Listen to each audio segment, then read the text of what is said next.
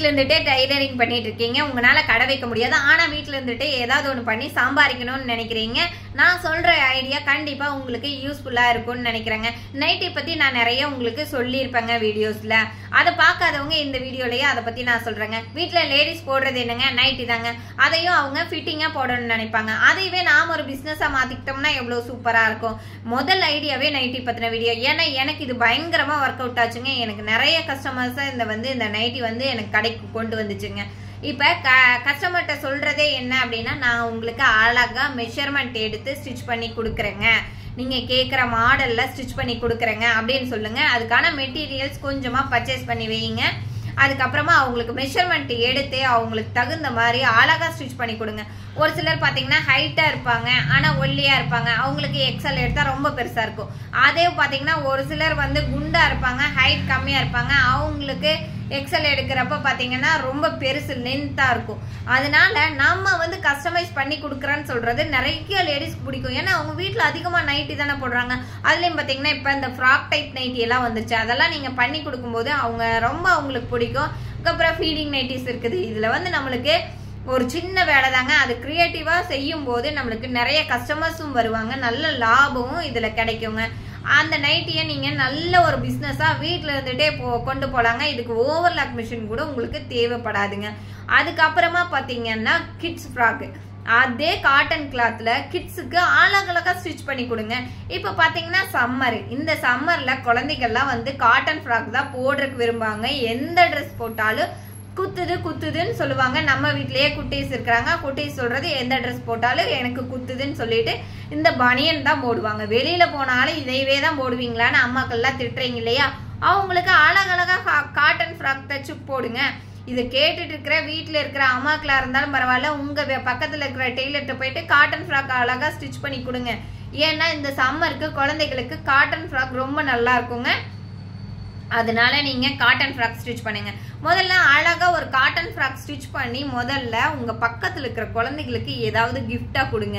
நான் அப்படித்தாங்க பண்ணேன். எங்ககிட்ட கொஞ்சம் மெட்டீரியல்ஸ் மட்டும் நைட்டிக்கு எடுத்துட்டு வந்தது மிச்சமாயிடுச்சு. இது என்ன பண்றதுன்னு யோசிச்சுட்டு இருந்தேன்.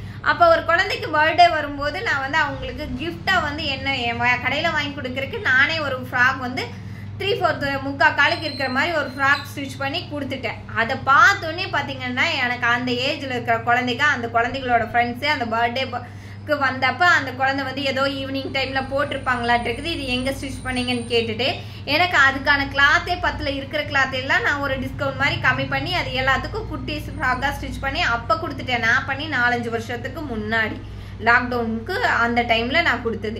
இப்போவும் அது ஒர்க் அவுட் ஆகும். ஏன்னா குழந்தைகளுக்கு காட்டன் ஃப்ராக் ரொம்ப லைக் பண்ணி போடுறாங்க. அதனால நீங்க கஸ்டமர்ஸ் தான் வரணும்னு எதிர்பார்க்காதீங்க. இதுக்கான சில செலவுகள் பண்ணித்தான் ஆகணும். அதனால உங்க பக்கத்துல இருக்கிற குழந்தைகளுக்கு தச்சு போடுங்க. உங்களுக்கே குழந்தைங்க இருக்காங்க அப்படின்னா ஸ்டிச் பண்ணி போடுங்க. அதே மாதிரி நைட்டி நம்ம சேல்ஸ் பண்றோம்னா முதல்ல நாம நைட்டி 4 மாடல்ல ஸ்டிச் பண்ணி போடணும். அதை பத்தி அக்கா இந்த நைட்டி ரொம்ப அழகா இருக்குது, எங்கேங்கக்கா தச்சிங்க அப்படின்னு கேட்பாங்க. கேட்கறப்ப சொல்லுங்க, நானே தாங்க ஸ்டிச் பண்ணேன், நானே தாங்க தச்சுக்கிட்டேன், நல்லா இருக்கா, நீங்களும் கொடுங்க, நான் உங்களுக்கு ஸ்டிச் பண்ணி கொடுக்குறேன், பிடிச்சிருந்தா உங்க ஃப்ரெண்ட்ஸுக்கிட்டையும் சொல்லுங்க அப்படின்னு சொன்னீங்கன்னா அப்படிதாங்க ஒவ்வொன்னா நம்ம இது பண்ண நம்ம எல்லாத்துக்கிட்டையும் சொல்ல முடியும். நம்ம யாருக்கிட்டையுமே சொல்லாம இருந்தா அந்த விஷயம் வெளியிலேயே போகாது. முதல்ல நாம ட்ரெஸ் பண்ணிருக்கிறத பார்த்துட்டு அவங்க நம்மளை கேட்டுட்டு வர ஆரம்பிப்பாங்க. அதனால முதல்ல ட்ரெஸ்ஸிங் நைட்டியே ஒன்று சேல்ஸ் பண்றீங்க, கஸ்டமைஸ் பண்றீங்கன்னா கஸ்டமைஸ் பண்ணி நீங்க போடுங்க. உங்களது பார்த்துட்டே கண்டிப்பா கேட்பாங்க. அதே மாதிரி குழந்தைகளுக்கு பக்கத்துல இருக்கிற குழந்தைகளுக்கும் கொடுங்க. இதெல்லாம் வேண்டாம், என்கிட்ட மிஷினே இல்லைங்க, நான் வீட்டில தான் இருக்கிறேங்க, என்னங்க பண்றது அப்படிங்கிறவங்க என்ன பண்ணுங்க அப்படின்னா, உங்களுக்கு கை செலவுக்கு மட்டும் இருந்தா போதும் அப்படின்னா ஹூக் கட்டுறது எம்மிங் பண்றது தெரிஞ்சா போதும். அது நீங்க வீடியோ பார்த்தே கத்துக்க முடியும். கத்துட்டு பக்கத்துல இருக்கிற கடைகளுக்கு போங்க. ஹூக் கட்டுறதுக்கு பாத்தீங்கன்னா இப்ப ஆளே கிடைக்கிறது இல்லைங்க. எனக்கெல்லாம் ரொம்ப ப்ராப்ளமா தான் இருக்குது ஹூக் கட்டுறது எம்மிங் பண்றதுக்கு. இப்ப ஹூக் வைக்கிறக்கே 10 ரூபா தராங்க, ஹெம்மிங் பண்றதுக்கும் 10 ரூபா தராங்க. ஒரு நாளைக்கு 10 பிளவுஸ் வச்சீங்கனாலும் உங்களுக்கு பாத்தீங்கன்னா அது ஒரு அமௌண்ட் ஆயிருது. 200 ரூபாய்ங்கிறது உங்க கை செலவுக்கு ஆகுது. நீங்க யாரையுமே எதிர்பார்க்க வேண்டியதில்லை. உங்களுக்கு மிஷினே இல்லை, என்னால ஸ்டிச்சிங் எல்லாம் இனி பண்ண முடியாதுன்னு யோசிக்கிறவங்க கண்டிப்பா இந்த மாதிரி பக்கத்துல இருக்கிற கடைகளுக்கு போயிட்டு நான் ஹூ கட்டி எம்மிங் பண்ணி கொடுக்குறேன்னு கேளுங்க, கண்டிப்பா கொடுப்பாங்க. இதுப்பா அதுக்கான ஆள் இல்லை.